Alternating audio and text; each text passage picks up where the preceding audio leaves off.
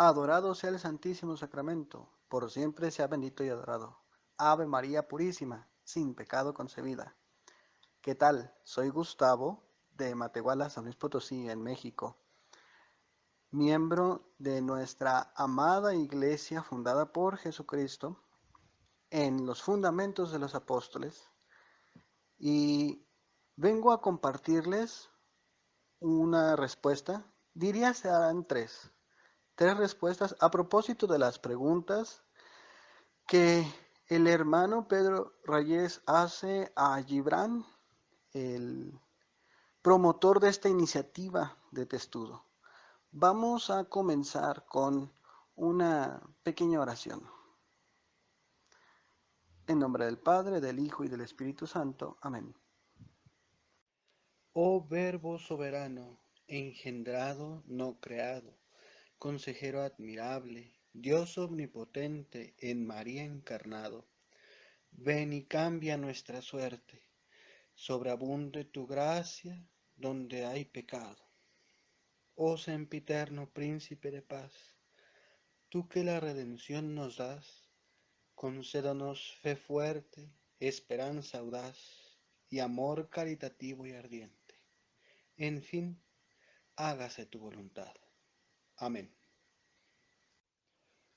Bueno, en el video que presenta Pedro Reyes hace tres preguntas. Estas son: si Dios muere en la cruz, ¿también muere el Padre y el Espíritu Santo? Si Dios muere, ¿qué pasa con todo lo que sustenta? Es decir, con el universo. Si Dios es eterno, ¿al morir dejó su eternidad? Estas son las preguntas que contestaremos de manera sintética. En la descripción de este video vamos a encontrar links para profundizar. Bien, empecemos. En la pregunta 1, si Dios muere en la cruz, también muere el Padre y el Espíritu Santo, encontramos nociones que nos apuntan hacia el fundamento del dogma de la Santísima Trinidad. Y esto ya nos señala un entendimiento divergente, esencialmente distinto de lo que nosotros creemos al proclamar que Dios es Padre, Hijo y Espíritu Santo. En el minuto 3 con 30 segundos, Pedro dice que Dios se manifiesta en tres funciones diferentes. Un solo Dios con tres funciones diferentes. Precisamente en las palabras manifiesta y funciones es donde encontramos la diferencia esencial, porque nosotros decimos que es un solo Dios en tres personas. No confesamos tres dioses. La Trinidad consubstancial ya lo señalábamos en el Concilio Segundo de Constantinopla. Las personas divinas no se reparten la única divinidad, sino que cada una de ellas es enteramente Dios. Cada una de las tres personas es esta realidad, es decir, la sustancia o la naturaleza divina. También lo señala el Concilio Cuarto de Letrán. Las personas divinas son realmente distintas entre sí. Dios es único, pero no solitario. Podemos decir que Dios es uno, pero también es comunidad, común unidad. Padre, Hijo y Espíritu Santo. La diferencia estriba en esto. Nosotros hablamos de tres personas en una sola sustancia divina, mientras que Pedro habla de funciones en una manifestación, lo cual nos deja una comprensión diferente, inclinada un poco más hacia lo que puede ser una forma de unicitarismo, pero sin llegar a ser proclamado como tal. Porque cuando hablamos de manifestación y de funciones, entenderíamos que hay un único Dios que se aparece, por eso se manifiesta, se aparece de tres formas. Ese Dios toma la forma de Padre, toma la forma de Hijo y toma la forma de Espíritu. O como tres características, pero no tres personas, como nosotros lo señalamos. Dicho lo anterior, si Dios muere en la cruz, también muere el Padre y el Espíritu Santo. No, porque al nosotros profesar que Dios en su única esencia es en tres personas, es la segunda persona de la Santísima Trinidad, el Verbo, el que se encarnó, el que sufre la muerte. Si Dios muere en la cruz, ¿también muere el Padre y el Espíritu Santo?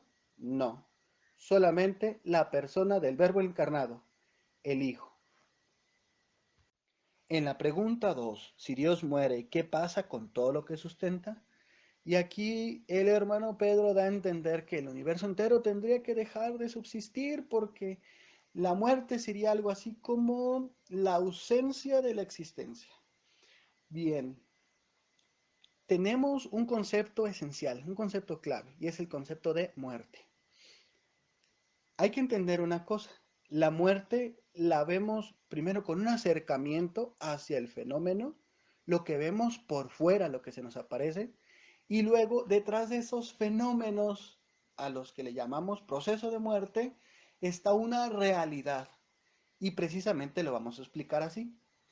Los fenómenos que se presentan en el proceso de muerte son la defunción, es decir, las funciones resultantes de la vida dejan de estar en el ente, en el animal, la persona, el vegetal, y se queda sin ellas. Este deja de respirar, de comer, de moverse, y precisamente después de un tiempo comienza a corromperse. Aquello que le daba unidad y organicidad a su existencia simplemente ya no está y pues se descompone. Eso es lo que a nosotros nos aparece como fenómeno. Bueno, en el Antiguo Testamento nos encontramos precisamente definiciones descriptivas de la muerte de esa manera. Hablan de la inconsciencia de los muertos, hablan de que estos ya no se levantan, ya no alaban al Señor, ya no se mueven y están lejos del Señor. La visión veterotestamentaria del Señor era como Él es el Dios viviente, pues lo contrario a la vida es la muerte, entonces era como lo más lejos que se podía estar de Dios. Este concepto se va perfeccionando. No es erróneo, solamente que está enfocado en lo que se nos aparece a nosotros, en lo que se nos manifiesta. ¿Cuál es la realidad que está detrás de estos fenómenos a los que llamamos proceso de muerte? Bien, todo aquello que le da un orden, una organización, un sentido de vida a un ser vivo es el hálito de vida, el principio vital. A ese le vamos a llamar alma. Entonces, la separación del alma de su cuerpo es lo que llamamos la muerte. La muerte, que tiene diversos fenómenos, es la separación de cuerpo y alma. Así de sencillo. Aquello que le daba vida ya no está. Y ven cómo encaja ahora todos los fenómenos. Al ya no haber alma que proporcione vida a ese cuerpo, pues lógicamente deja de tener funciones y con el tiempo se va a corromper. Bueno, hay una situación. Si nos quedamos en los fenómenos, podríamos pensar en la muerte como en extinción, es decir, el dejar de existir. Pero dada la definición, no estamos hablando de dejar de existir, estamos hablando de la separación de cuerpo y de alma. Así que, si Dios muere, ¿qué pasa con todo lo que sustenta? Pues sigue su curso, porque la persona de Dios Hijo encarnado, al sufrir la muerte y una muerte de cruz, lo que vivió fue el proceso de la separación de cuerpo y alma. Entonces, Él nunca deja de existir. Así de fácil. Esta tercera pregunta está de alguna manera resuelta en la segunda, pero vamos a repetirla. Si Dios es eterno, al morir, ¿dejó su eternidad? Hemos dicho que la muerte es la separación de cuerpo y alma. Entonces, no hay un cambio, no hay un dejar de existir en el principio vital de una persona al morir, simplemente hay una separación. Aquí entra otro concepto. Dios es eterno. Dios en sus tres personas, Padre, Hijo y Espíritu Santo, son eternos entre sí. Cuando hablamos de que el Padre engendra, el Hijo es engendrado, no nos referimos a movimientos en el tiempo, ni siquiera nos referimos a movimientos metafísicos, por así decirlo, movimientos ontológicos. Nos referimos a un, por así decirlo, suceso en la eternidad. El Padre eternamente engendra al Hijo y de entre ambos surge el Espíritu Santo. Entonces, cuando la segunda persona de la Santísima Trinidad se encarna, ojo, se encarna, asume toda la naturaleza humana, la cual, recordemos, tiene un elemento que en un principio no tenía y era precisamente la muerte.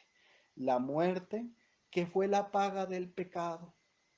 Entonces, entramos en una noción que nos lleva al dogma de la encarnación. Si nosotros leemos Juan 1:14, no vemos la palabra que diga que el verbo, la palabra, la segunda persona de la Santísima Trinidad, se haya disfrazado o haya poseído, sino más bien que llegó a ser, es decir, asumió como tal la naturaleza divina. La persona divina del verbo asume como tal la naturaleza humana. Para responder a la tercera pregunta, si Dios es eterno, al morir dejó su eternidad, vamos a responder que no, porque la persona divina, la persona con naturaleza divina, al asumir naturaleza humana, no se despoja de todos los atributos de su persona divina, no deja de ser eterno, omnipotente, omnipresente. Simplemente a la hora de asumir la naturaleza humana, despojándose de la gloria de su divinidad, mas no de su naturaleza divina, pues asume todo lo que le es propio al ser humano. Entonces vemos una conjunción, claro que solamente Dios podría hacer, pero no vemos contradicción en que el eterno se meta al tiempo, en que el omnipotente se haga necesitado, en que el omnipresente tenga que estar aquí y allá, en que el que todo lo tiene padezca necesidad.